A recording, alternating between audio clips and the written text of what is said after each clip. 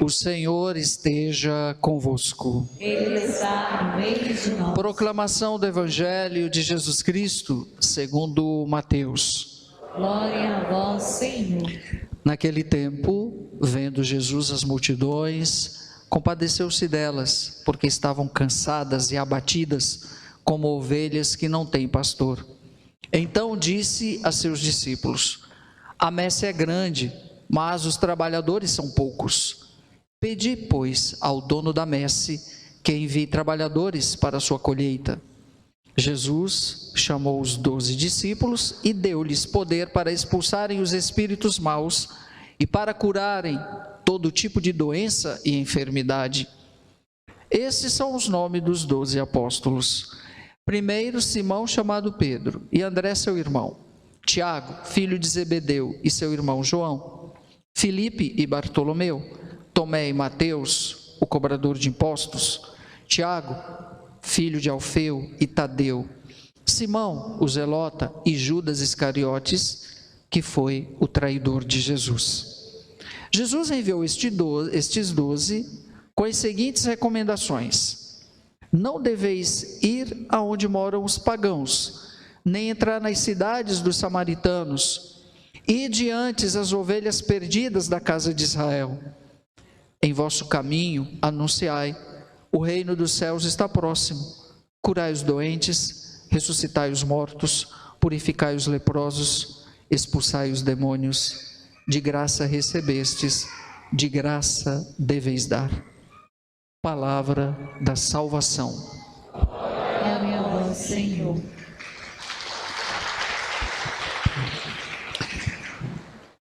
Nesta noite, iniciando mais uma semana do tempo comum, o Evangelho é muito claro. A messe é grande, mas os trabalhadores são poucos.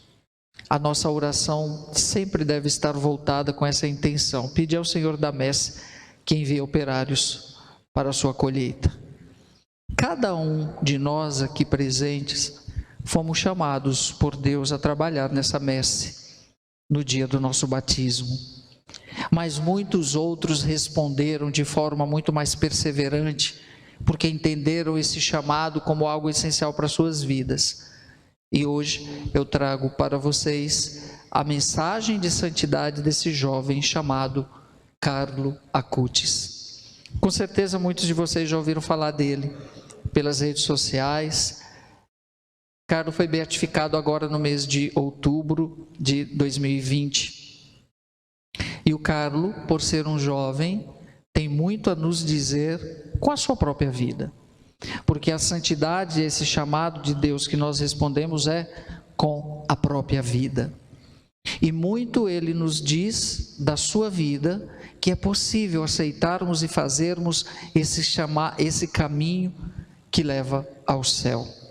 Sem precisar de ser o que somos, porque essencialmente somos humanos. É a primeira vocação que Deus nos chama, é a de ser gente. E tem muita gente esquecendo de ser gente. Se eu não for gente, se eu não entender a minha vocação, a humanidade que Deus me fez, como que eu vou entender o chamado a ser cristão, por exemplo, o chamado a ser sacerdote, o chamado a ser religioso, a ser contrair matrimônio? Mas Carlo entendeu isso muito rápido, em apenas 15 anos de idade. Só para contextualizar um pouquinho, eu conheço a família do Carlo Acutis já há 10 anos. Há 10 anos eu frequento a casa do Carlo, lá na Itália. E em 2020 eu tive a graça de morar aquele ano todo com a família do Carlo, viver o dia a dia com a sua mãe, com seu pai, com seus irmãos. Um convite que a mãe havia me feito já há bastante tempo, e pude participar também de todo o seu processo de beatificação, até porque o milagre que levou Carlo à beatificação aconteceu lá no meu estado, Mato Grosso do Sul, em Campo Grande, aqui no Brasil. A devoção ao Carlo é do Brasil para o mundo. Quantas vezes ia à Itália, em Assis, com a mãe dele mesmo, ao túmulo dele no cemitério, e nem as pessoas em Assis sabiam que ali tinha um jovem que estava em processo de santidade. Mas o que esse jovem tem a nos dizer? Carlo mostra com a própria vida e o seu amor profundo à Eucaristia, que muitos de nós, às vezes, não sabemos abstrair nem compreender o que se celebra, para que existe esse banquete. Porque este sacrifício oferecido todos os dias é um milagre que acontece em cada altar. E o divisor de águas na vida do Carlo foi aos 7 anos de idade, quando ele fez sua primeira comunhão aos 7 anos. Precisou até de uma autorização especial. O pároco dele pediu até para que ele fizesse, a mãe levou ele para fazer a primeira comunhão num convento, no mosteiro das irmãs, lá fora de Milão, para não chamar muito atenção, porque aquele menino de 7 anos já tinha lido todo o catecismo da igreja, já conhecia toda a doutrina da igreja. Isso significa o quê? Que para amar é preciso conhecer. Eu só posso amar o que eu conheço. E muitas vezes nós não amamos a igreja como deveríamos porque não conhecemos. Lógico, eu não vou aqui perguntar para vocês se todo mundo já leu o catecismo, todo mundo aqui da paróquia Nossa Senhora de Santana, porque eu sei que todos vocês já leram, então nem vou perguntar. Porque o Carlo, com 7 anos, já tinha lido todinho, sabia, e ficava provocando a mãe dele, fazendo perguntas sobre doutrina. E a mãe não sabia responder, ele ficava dando risada. E depois Dona Antônia foi estudar teologia, e hoje é uma excelente teóloga. É um garoto que transformou a própria casa em primeiro lugar, que fez milagre dentro de casa. Falava hoje para os nossos jovens, né? Dona Antônia disse que o primeiro milagre do seu filho acontece com ela mesma, porque ele era filho único e ela não podia ter mais filhos. E Carlo morreu aos 15 anos em 2006, pertinho de nós aqui. 4 anos depois da morte dele, aos 43 anos, Dona Antônia ficou grávida de gêmeos. E hoje nós temos Francesca e Michele, os irmãozinhos do Beato, que vão fazer 13 anos esse ano, a coisa mais linda, e os dois vivem o carisma do irmão, sem ter conhecido. Mas para dizer, quantos milagres por intercessão desse garoto, desse jovem, já foram alcançadas, principalmente no Brasil. Não foi por acaso que o primeiro milagre aconteceu no Brasil, e eu não duvido que o segundo também seja, que o leve à canonização. Mas Carlo tinha muito claro o que ele queria da própria vida, dizia o seu pai. É bom lembrar que a família do Carlo é toda razoavelmente jovem, a mãe tem 54 anos, Dona Antônia, vai fazer 55 agora, eu acho, isso. O pai tem 60 e poucos anos, os irmãos vão fazer 13, a avó tem 84, a Luana. Na beatificação estavam todos. 13 anos depois da morte dele, já temos um jovem beatificado. Isso é um sinal de Deus. Não que o Carlo seja mais importante, porque o importante é Deus, até porque a vida do Carlo Acutis é nos apontando para o céu, como ele mesmo dizia. A minha meta é o infinito. E no dia que ele fez a primeira comunhão, ele disse: de hoje em diante nunca mais eu faltarei uma missa, e sempre farei uma adoração ao Santíssimo, antes ou depois. Gente, é uma criança de 7 anos que diz que o seu projeto de vida é estar sempre com Jesus. Isso é muito sério, porque muitos de nós hoje, muitos sobretudo dos nossos jovens, não têm projeto de vida nenhum. Se nós perguntarmos para os nossos jovens qual é o seu projeto de vida, eles poderão dizer: eu quero ser médico, eu quero ser advogado, eu quero ser engenheiro, eu quero ser isso. Mas isso não é projeto de vida, isso é projeto profissional. que deve estar dentro de um projeto de vida que é algo maior, que envolve a toda a vida. Por isso, projeto de vida. Mas os nossos jovens não têm, se nós perguntarmos muitos deles. E o Carlos tinha muito claro, aos 7 anos, o meu projeto de vida é estar sempre com Jesus, basta. Isso não significava que ele tinha que deixar de viver no mundo as coisas do mundo. O Carlos continuou vivendo no mundo, gostando das coisas que eram importantes para ele. Gostava de futebol, mexia com videogame, adorava informática, estudava tudo, os livros lá na biblioteca do Carlos, tinha livros dessa grossura de quem está fazendo doutorado em informática. Montava e desmontava o computador e foi conectado no computador, por isso que ele é candidato a patrono da internet, que Carlos nos deixou um grande legado. Ele pesquisou sobre os milagres eucarísticos existentes no mundo. Carlos achou milagre eucarístico até no Egito. Nem eu, como padre, sabia que existiam tantos milagres eucarísticos. Paralelamente a isso, pesquisou também sobre todas as devoções marianas, porque o seu amor por Nossa Senhora era tão grande ao ponto dele dizer que Nossa Senhora era a única mulher da minha vida. Carlos era um jovem belo, riquíssimo, mas teve um encontro profundo com Cristo e uma grande inspiração que foi São Francisco de Assis. Em Francisco de Assis, Carlos pautou o seu modelo de santidade. Tanto é que nos deixou o seu kit santidade. E a simplicidade deste jovem que é rico é para nós um grande modelo, como disse o bispo de Assis. Carlos é um outro Francisco, que Francisco era riquíssimo e se despojou de tudo para viver a pobreza. Hoje a família do Carlos encontrou um sentido para a riqueza deles. Quem fez isso? O Carlos. Depois que Carlos morreu é que fomos descobrir tantas coisas, desde os pequenos gestos de pegar os cobertores de dentro de casa e levar para cobrir os mendigos nas ruas de Milão, como levar lanche para eles todos os dias antes de ir para a escola com a sua mochilinha cheia de lanche. Pequenos gestos que todo mundo deveria fazer, e isso não é porque é santo que faz isso, não, isso todo mundo pode fazer, é uma coisa muito simples. A questão é como eu faço e qual a intenção com que eu faço. Qual a intenção com que eu faço? Carlos dizia que a felicidade é o nosso olhar voltado para Deus e a tristeza é o olhar voltado para si mesmo. Gente, isso é muito profundo. Aí nós entendemos por que existem pessoas tristes hoje. Por quê? Porque estão com o olhar voltado para elas mesmas, para o seu egoísmo, para a imanência do mundo. Tem gente que vive pensando que não vai morrer nunca. Tem gente que vive pensando que é eterna no tempo, mas não é não. Falava hoje para os jovens, a única coisa que nós temos de concreto é o agora. Ninguém sabe aqui se está vivo amanhã, até porque o amanhã não existe. Amanhecerá o dia, nós acreditamos, mas ninguém sabe se estará vivo. Portanto, o único momento, a única hora, a única certeza que nós temos é do agora. Portanto, é agora que eu tenho que amar. É agora que eu tenho que perdoar. É agora que eu tenho que ser feliz.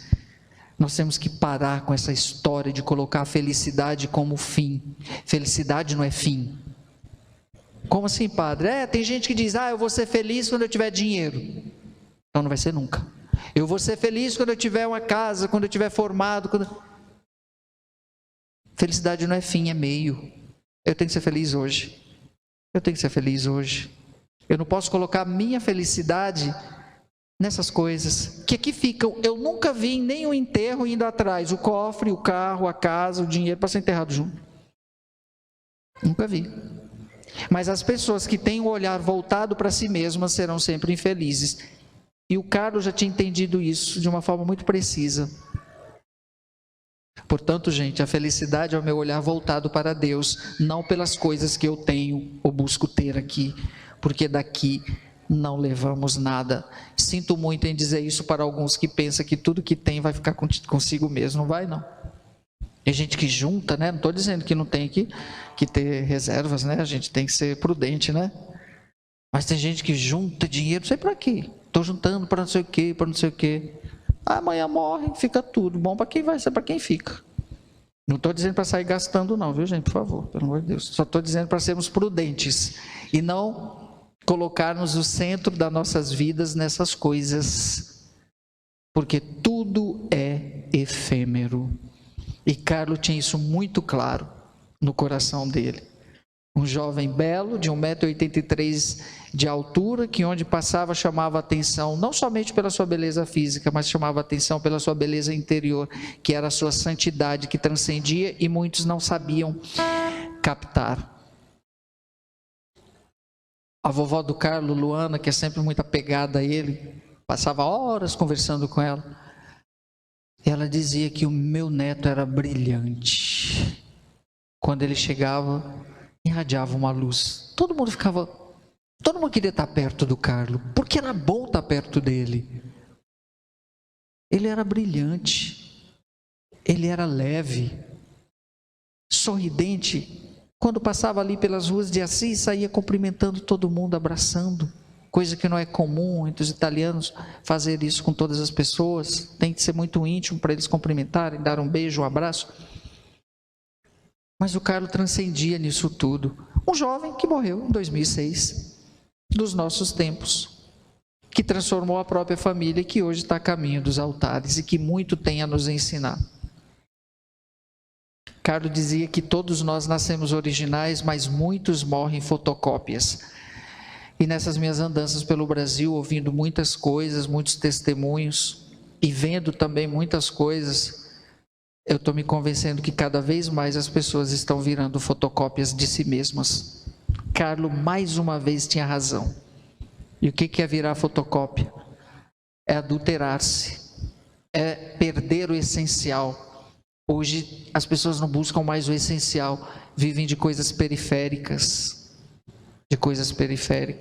Que o diga as nossas famílias, cada vez mais perdendo a essência de si mesmas. Hoje a família do Carlos vive o carisma do filho, rezam o terço todos os dias. E são as crianças que puxam o terço, fazem uma festa para rezar o terço.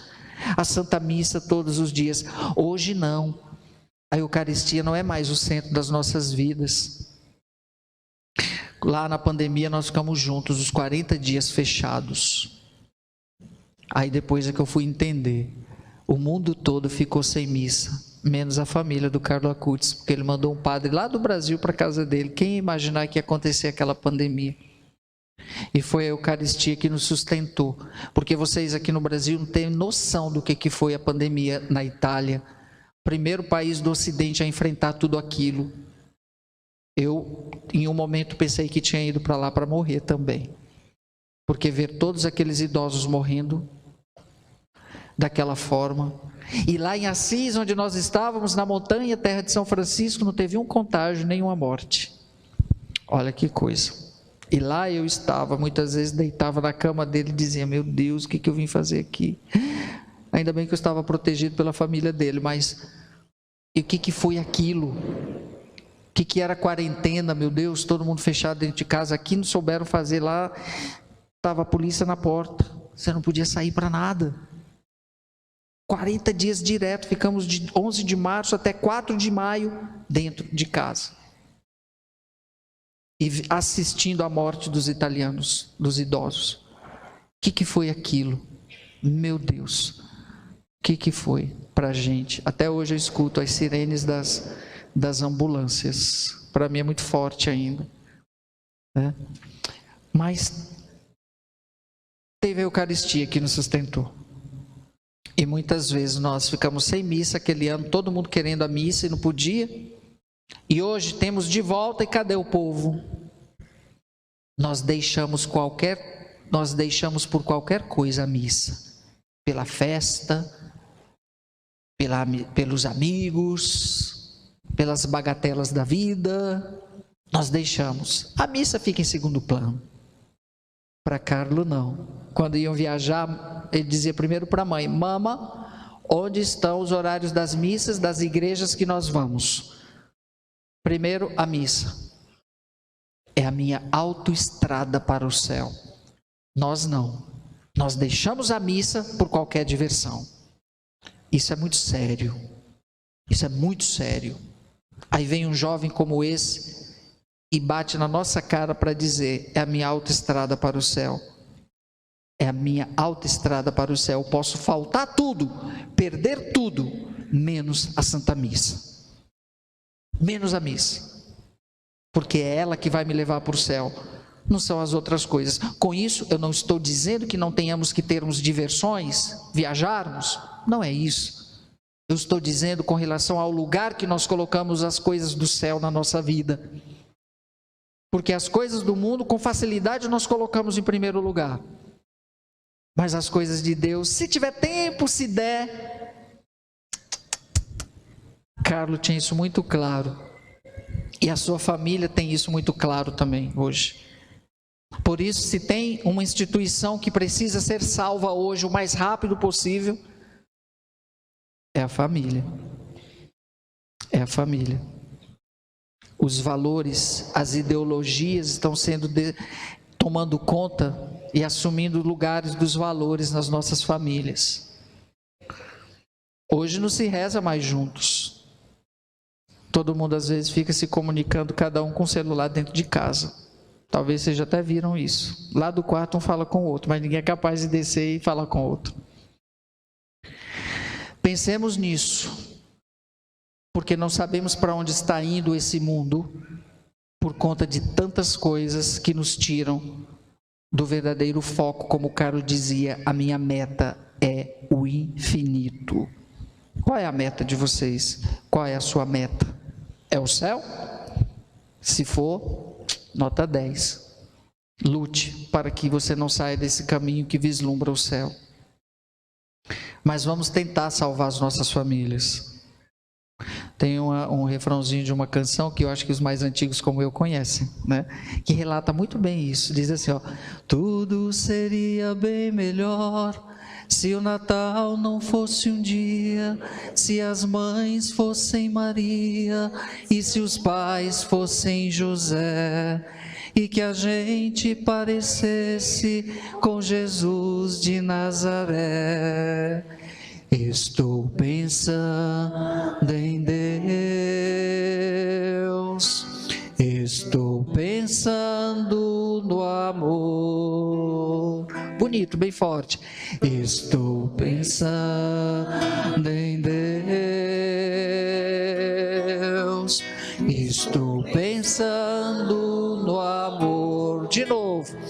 Tudo seria bem melhor se o Natal não fosse um dia, se as mães fossem Maria e se os pais fossem José, e que a gente parecesse com Jesus de Nazaré. Mas é preciso o que, gente? Todo dia.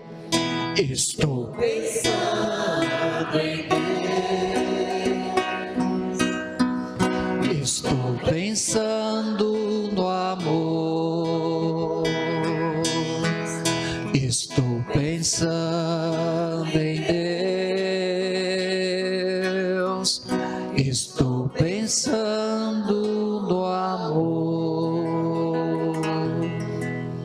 Só que a gente não pensa em Deus todo dia, né? A gente pensa em tudo, nos problemas, nas situações, mas não pensa em Deus. Por fim, Carlos morreu em 2006 de uma leucemia fulminante, onde ele foi internado na terça-feira e da quinta para sexta faleceu. Mas naqueles 3 dias ali no hospital, ele pôde dar uma lição de vida. Ficou a mãe e a avó o tempo todo com ele, mas naquele meio tempo ele pediu para a mãe... aliás, todos que chegavam no quarto, às vezes a avó estava cansada, dormindo, ele via, quando o pessoal chegava, ele fazia: silêncio, a nona está dormindo. Todo mundo sabia, os médicos sabiam, de tamanha e tremenda eram as dores que ele estava passando, porque aquela leucemia iria acontecer um derrame em todo o corpo até chegar na cabeça. Já tinha paralisado as pernas, não tinha tratamento quimioterápico nenhum. E ele estava lá preocupado com a avó, com a mãe. O médico chegava no quarto: Carlos, você está sentindo dores? Porque ele sabia que doía, as veias explodindo. E ele dizia: não, O Papa está sofrendo mais do que eu ofereço por ele. Olha que gesto de transcendência. E antes de morrer ele falou: mama, eu quero confessar. E Dona Antônia, primeiro padre que ela achou ali, ela chamou. O padre foi, atendeu a confissão do Carlos, deu a comunhão, deu a unção. Quando saiu, encontrou a mãe no corredor e disse: seu filho é santo. Ela ficou com aquilo na cabeça. E horas depois, o Carlos morreu. Mas antes de morrer, ele disse: morro feliz, porque tenho a sensação e tenho a convicção de que não desperdicei o meu tempo de vida com coisas que desagradassem a Deus. Isso é muito lindo, gente, de um jovem de 15 anos. Ah, padre, mas porque ele foi o escolhido? Não, todos fomos escolhidos e chamados. Mas ninguém responde. Se eu fosse dizer assim, o que Carlos fez de extraordinário para ser santo? Foi católico de verdade, porque o caminho de santidade a igreja já nos apresenta. A questão é que ninguém quer ser santo mais. Todo mundo quer ser tudo, menos santo. Não precisa ser santo canonizado para ir para o altar, não. São Paulo fala que é assumir o batismo. Todo batizado é chamado a santidade no dia a dia.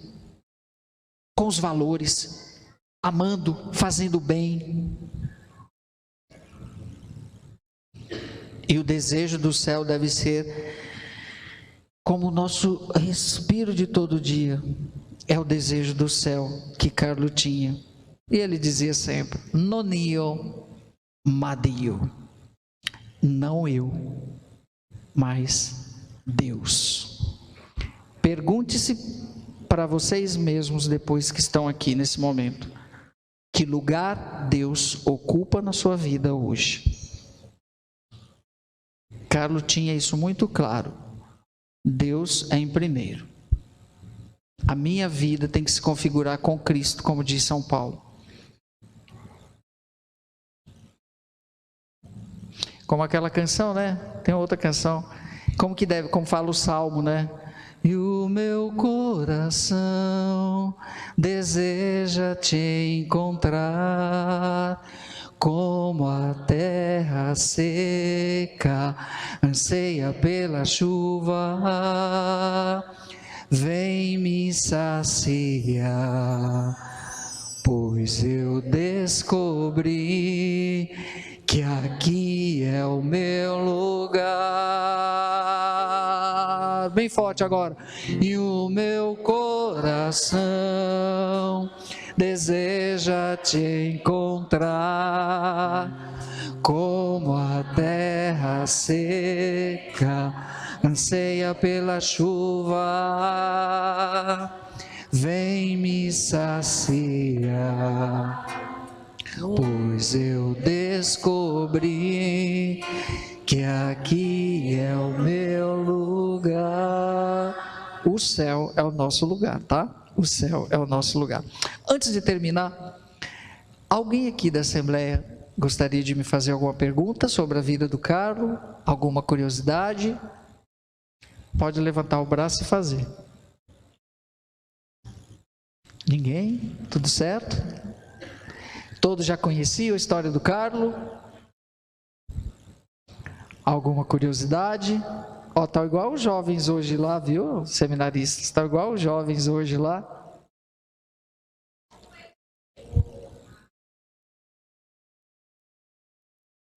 Como ele chegou a ser... para a beatificação, é um processo que se abre, tá? Esse processo começa na diocese dele. Tudo começou depois da morte. Quando, no dia da missa, de corpo presente do Carlos, na paróquia dele, tinha uma multidão. E a mãe pensou, de onde Carlos conhecia tanta gente? Porque era uma família muito reservada. Tinha mendigos, gente vindo da periferia. Ela ficou, mas de onde esse povo conhecia meu filho? Depois se descobriu que ele ia visitar a obra social dos franciscanos, levava todo mês lá o dinheiro da mesada. Ele dava comida para os mendigos, levava os cobertores de casa para cobrir quem estava passando frio. E esse pessoal, quando ficou sabendo que o Carlos tinha morrido, imediatamente eles se comoveram. Aquele jovem belo que passava todos os dias e nos dava um abraço, morreu. E depois disso, as pessoas começaram a levar testemunhos e colocar na porta da casa dele coisas escritas, anônimas, e a mãe colheu tudo aquilo e levou para o bispo. Aí o bispo achou por bem fazer uma averiguação e constatou que ali tinha indícios de santidade e abriu o processo. Aí foi decretado servo de Deus, depois venerável, e para ser beatificado e canonizado precisa de 2 milagres, pela intercessão dele. Já aconteceu o primeiro e o Papa acolheu o milagre e o beatificou. Então ele já é beato, falta só um degrau para ficar santo. O milagre aconteceu no Brasil. Certo? É um processo que tem 4 etapas, falta só a última. Mais um milagre acontecer para ele se tornar santo. Sim.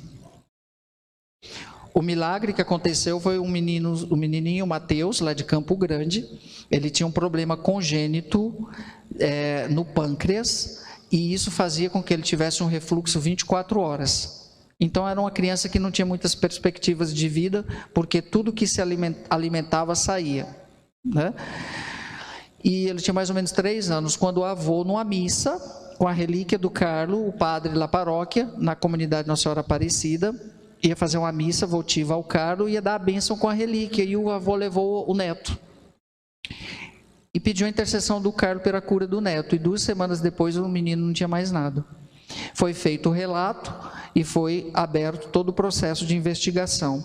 E ele tinha geneticamente um defeito no pâncreas, parecia um Yzinho, tinha uma bifurcação. Até essa bifurcação desapareceu, o pâncreas ficou normal. Foi 7 anos de averiguação, de investigação, e eu pude levar esse processo para o Vaticano, fui eu que levei as 2 vezes, e a ciência se curvou. O que é milagre? Quando a ciência diz, não tem explicação isso aqui. Porque quem diz que é milagre, bom, imagine você nascer sem um braço e depois de 1 ano o teu braço começar a nascer, brotar, isso não existe. Foi isso. O Mateus hoje tem 13 anos, se eu não me engano. Come tudo, meu filho, olha, até pedra, tá? Feliz da vida. Foi esse um milagre, tá? Sim.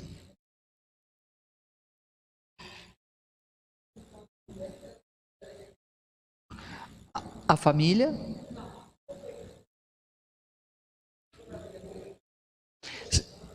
Não, eu passei esse tempo com a família, morando com eles mesmo, vivendo o dia a dia, comendo as pastas maravilhosas que a mãe fazia todo dia. No ano da pandemia choramos e sofremos juntos. Já sou amigo da família já faz 10 anos, e todos os anos quando eu vou para lá eu fico na casa deles. E ela vivia me chamando para ir morar lá, né? Para ajudar na associação, atender os peregrinos, porque depois que o corpo do Carlo foi exumado, foi para um santuário, e lá é lugar de peregrinação, e ela queria muito um padre, lá, Padre Fábio, vem você. Aí eu deixei minha diocese e fui, e aconteceu tudo o que aconteceu. Aí ela meio que me forçou, dizendo que eu tinha que começar agora a levar a mensagem do filho dela para todo lugar, e hoje estou aqui. Foi a mãe dele que fez isso, a dona Antônia e ele, viu, que me arranjaram esse trabalho. E hoje eu estou aqui, como que é o nome? Ipirá, hoje estou aqui em Ipirá. Depois eu mando as fotos de vocês para ela. Todo dia, quando eu termino tudo, eu mando para ela. Dona Antônia, onde a senhora me empurrou, onde eu estou hoje? Não fui estudar não, a vida do Carlos não. Fui estudar outras coisas e tirei um ano sabático para descansar, mas eu ia ajudá-los na associação Carlo Acutis, que tem lá na Itália. E acabei ficando com a família o ano da pandemia. Certo? Ainda estou colhendo muita coisa de tudo isso, porque também eu não esperava que fosse acontecer, ninguém esperava o que aconteceu em 2020, né? Para mim aconteceu essa graça de estar com eles, eu ia morar lá, mas não tão intenso como foi.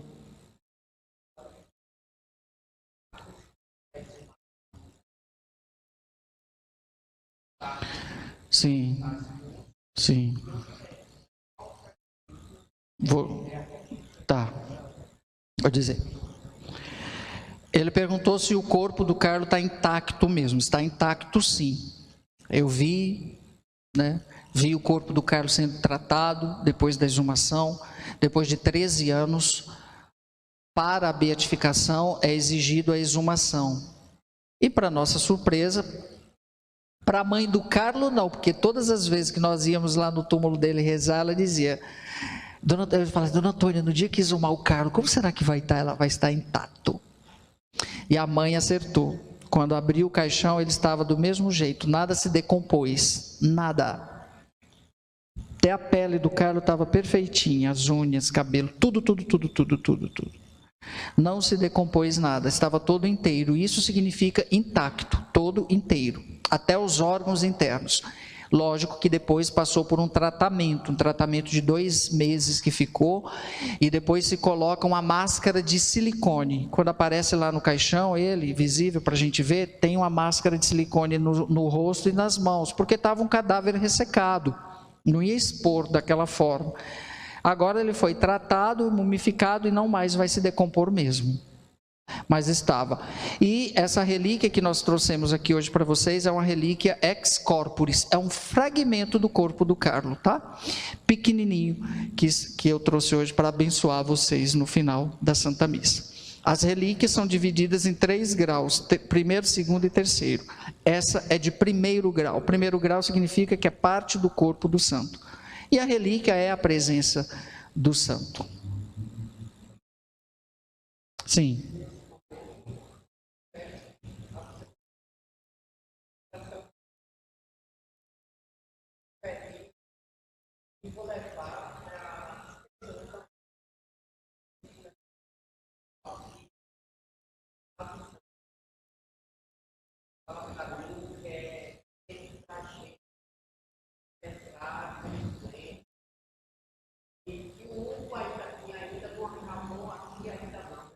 Não.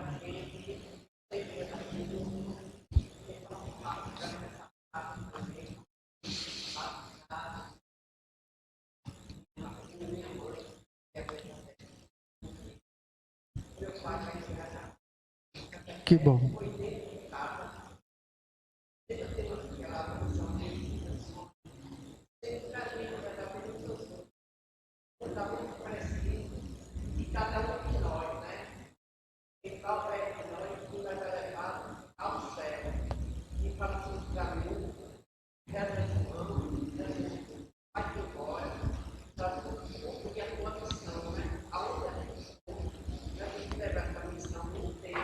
Certo. No final da missa, nós vamos dar a bênção com a relíquia, e o senhor se sinta abençoado para continuar também essa missão de levar a graça de Deus.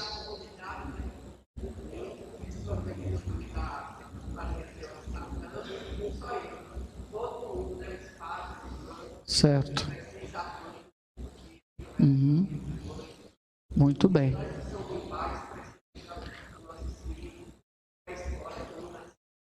Com certeza. Que missão, Deus abençoe.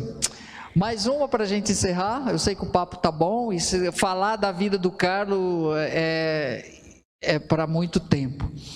E quem tiver interessado depois em saber mais um pouquinho, naquele ano que eu estive lá, a gente começou a criar o apostolado, eu rezava o terço todo dia, lá do quarto do Carlos, aí nós criamos o apostolado, Devotos de Carlo Acutis Brasil, e depois que eu vim para o Brasil, fez 3 anos que a gente está nessa missão. Esse ano nós vamos fazer o 2º Encontro Nacional dos Devotos de Carlo Acutis, e o pessoal, quando eu estava lá, meio que me forçou, e depois eu entendi que era necessário, até um padre disse: padre, eu só não poderia ficar com você, tudo que você viveu. E eu narrei num livro um pouco do que foi a minha experiência, e nesse livro a gente conta um pouquinho de cada um da família do Carlos, como que foi aquele momento. O livro chama-se Foi Carlos, porque conversando com Dona Antônia a gente entendeu que tudo aquilo foi ele que fez. Eu estar ali, eu estar rezando a missa todos os dias com a família dele, foi Carlos. Parecia que sabia que ia acontecer a pandemia. O mundo ficou sem missa, mas a família do Carlos não ficou nenhum dia. Então, depois da missa, quem quiser adquirir o livro, a TT está lá na porta da igreja, a gente trouxe alguns exemplares, tem o tercinho também, que é tudo do nosso apostolado, que a gente sai em missão por aí. Tem uma Bíblia que a Paulus lançou, que tem a novena, quem quiser ser devoto do Carlos, tem a novena para fazer também. E a gente reza todos os dias o Santo Terço, pelo Instagram,